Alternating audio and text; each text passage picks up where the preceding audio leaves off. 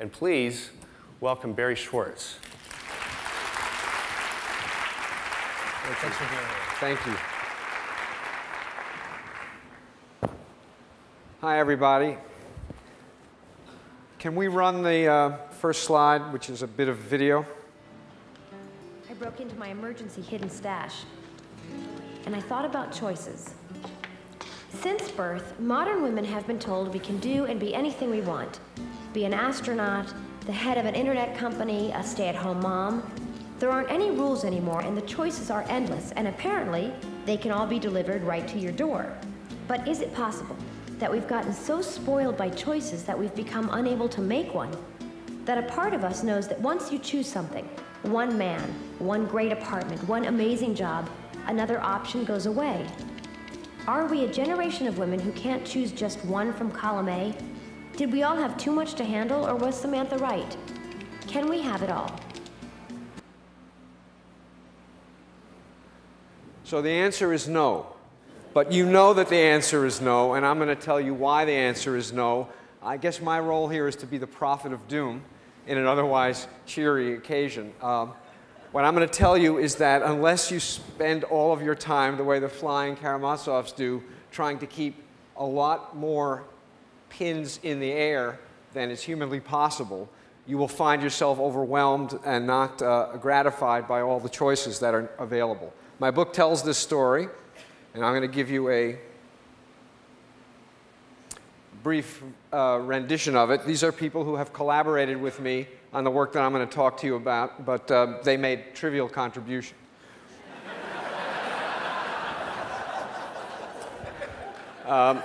So my interest in the problem began when I went to replace my jeans at the Gap. I do that as infrequently as I possibly can, because I hate to shop in general, but especially I hate to shop for jeans. So I went in and I told him my size, and I said, give me a pair. And the salesperson said, do you want slim fit, easy fit, or relaxed fit? Do you want boot cut or taper? Do you want zipper fly or button fly? Do you want acid wash, stone washed, or distressed? And my mouth dropped open and I said, I want the kind that used to be the only kind. But the salesperson, being 12 years old, had no idea what that was, and so I spent an hour trying on all of the different kinds that were available to me. And what happened was, after an hour, I ended up with the best fitting jeans I had ever purchased. And I felt worse about the experience than I ever had before. I did better, and I felt worse. And I spent 2 years trying to determine whether that was something weird about me, weird about jeans, or something about our culture. Is it good news or bad news that we have this kind of choice with respect to jeans and, as you'll see in a minute, everything else? The answer to the question is yes. I'm going to spend no time on what's good about it, because we all know what's good about having all this freedom of choice. It enables us to be who we are and do what we want to do.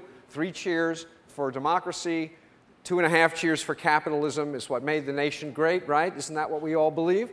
So I'm not going to talk about that. I'm going to talk instead about what's less good about it. But first I want to give you a sense of what the it is that we're talking about. So this is what my supermarket has available. It's not even a big supermarket.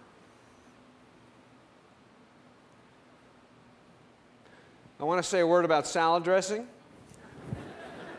The 175 salad dressings doesn't include the 10 extra virgin olive oils and 12 balsamic vinegars you could buy in case none of the 175 that are already made for you do the job.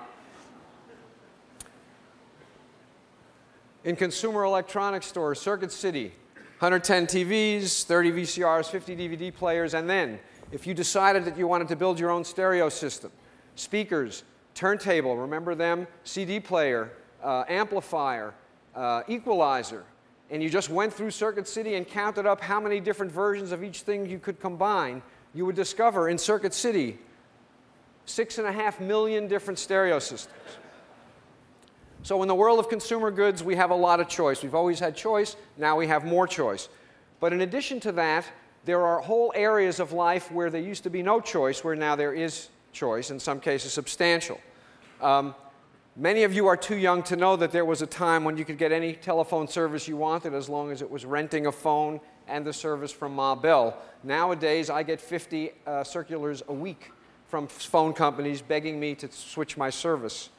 With respect to cell phones themselves, these are the cell phones of the future. It's the nose hair trimmer and creme brulee torch one that I'm really waiting for. And that leads to this. And by the way, the answer to that question is no. Nobody sells a phone that doesn't do too much. You can't buy them anymore. In the world of healthcare, much more consequentially, we're in charge, not the doctor. Doctors don't tell us what to do, we tell doctors what to do. The most striking evidence of this is the unbelievable marketing of prescription drugs on regular network television shows to you and me. They succeed in convincing us, what can we do? We can't go to the drugstore and buy them. So all we can do is call up the doctor and say, what the hell are you doing? Why didn't you give me this prescription instead of that one? We are in charge. A burden, by the way, which is borne almost entirely by the women in households. They take care of themselves, they take care of the children, and they take care of their negligent husbands. Retirement plans, most employers trying to be helpful to their employees, offer a wide range of different investment vehicles into which we can put our retirement money, and I'll in a minute talk to you about the consequence of that. Major choices to be made. Wells Fargo may help, but it's not adequate. No bank is adequate, as we'll see. We get to choose what we're going to look like. After you solve the genes problem, there's still the question of whether you want to suck out a little bit of tissue from one part of your body and inject it into another part, or paralyze your face so that it doesn't have any wrinkles. You know, in the modern world, the truth of the matter is that being ugly is a matter of choice. And that puts an incredible responsibility on each and every one of us every day. When you look in the mirror, you chose to look the way you look. There is much, much more freedom of choice with respect to intimate relationships. Do I get married or don't I? Do I do it now? Do I do it later? Do I have kids or don't I? Do I have them now or do I have them later? And when can I give them away? None of this, all of these options were present a couple of generations ago, but the default option, which is something I'm going to come back to at the end, the default option was so powerful that it didn't occur to most people that these were matters of choice. You had to choose your mate, but everything else was kind of laid out for you.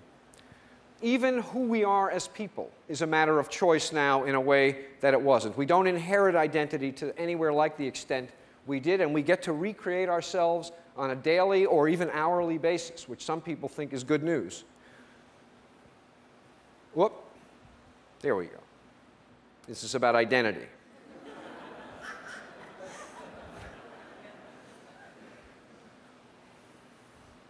So, there's a paradox.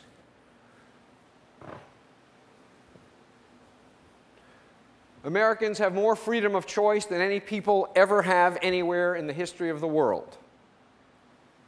We also have more money than any people ever have in the history of the world. Yet, we are also sadder than we ever have been before. The incidence of clinical depression in the United States is more than twice as great as it was a generation ago. The incidence of suicide has never been higher. And both clinical depression and suicide are striking people at younger and younger ages. Something is wrong. And I'm going to tell you what. First, what does all this choice do? Here's one thing that it does. A study was done at a gourmet food store. One day they had 24 different flavors of an imported jam available for sampling. And if you stopped by and sampled the jam, you got a coupon, and you could use the coupon to get $1 off on any jam you bought. The next day, same display table, but instead of 24 flavors, only 6. You stopped by, you got a coupon that got you $1 off.